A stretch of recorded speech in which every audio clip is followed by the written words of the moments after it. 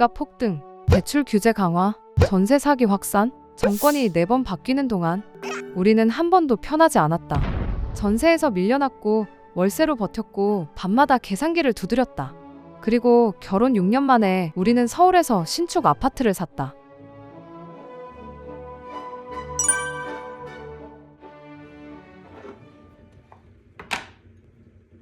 우리는 박근혜 정부 때 만났고 문재인 정부 때 결혼을 했다. 조용히 하세요. 여당은 좀 들어야 돼. 야당 되면 소리 지르세요.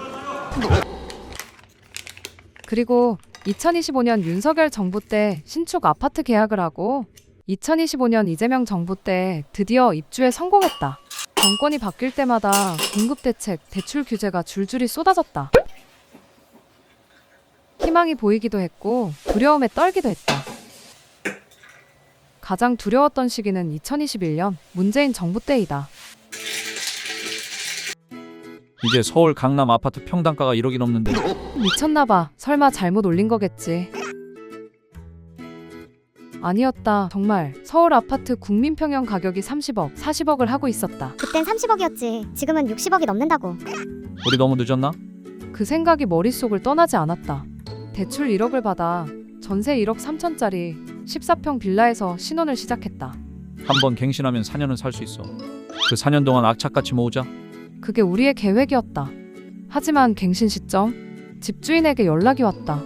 실거주할 계획입니다. 1년 안에 나가주세요. 이건 너무한 거 아니냐고, 시발. 겉으로는 배려처럼 들렸지만 사실상 통보였다. 그때는 빌라왕 전세 사기 뉴스가 매일같이 터지던 시기였다.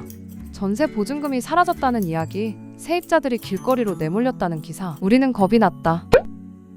다시 빌라 전세로 들어갈 용기가 없었다. 그래서 선택한 게 오래된 아파트 월세다.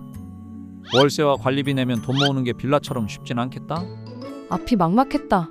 하지만 지금 돌아보면 그 불안과 두려움이 우리를 더 이상 미루지 못하게 만들었다. 전세도 아니고 월세도 아닌 우리 집을 가져야겠다는 결심. 아이러니하게도 그때가 우리의 전환점이었다.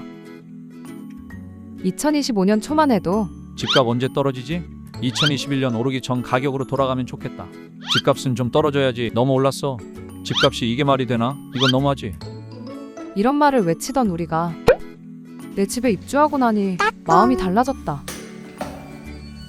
인플레이션이 이렇게 심한데 집값은 올라야지. 물가가 이렇게 올랐는데. 같은 뉴스, 같은 시장, 같은 부동산 흐름. 헛소리 하지마 임마. 하지만 갖지 못했을 때와 가졌을 때는 마음이 완전히 달랐다. 똥. 우리는 깨달았다. 부동산은 숫자 싸움이 아니라 위치 싸움이었다. 시장 안에 있느냐, 밖에 있느냐. 그 차이가 생각을 바꾸고 감정을 바꾸고 세상을 보는 눈을 바꿨다.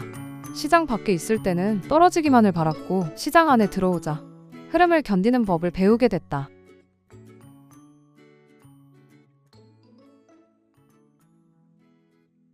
이상하니까 좋아? 모르겠어. 왜 모르겠어. 그냥 똑같아. 진드는 똑같잖아. 그냥 아직까지는 어벙벙해. 봄이는 봄아 이제 하니까 좋냐? 좋아 좋아. 결혼 6년 차, 4번의 정권, 2번의 이사, 1번의 결단, 그리고 서울 신축 아파트. 우리 집 사는데 성공했다. 여러분은 결혼 후 몇 년 만에 내 집을 장만하셨나요? 지금 시장 안에 계신가요? 아직 밖에 계신가요? 댓글로 여러분 이야기를 들려주세요. 해처럼 오르는 자산 이야기, 해오름 부부.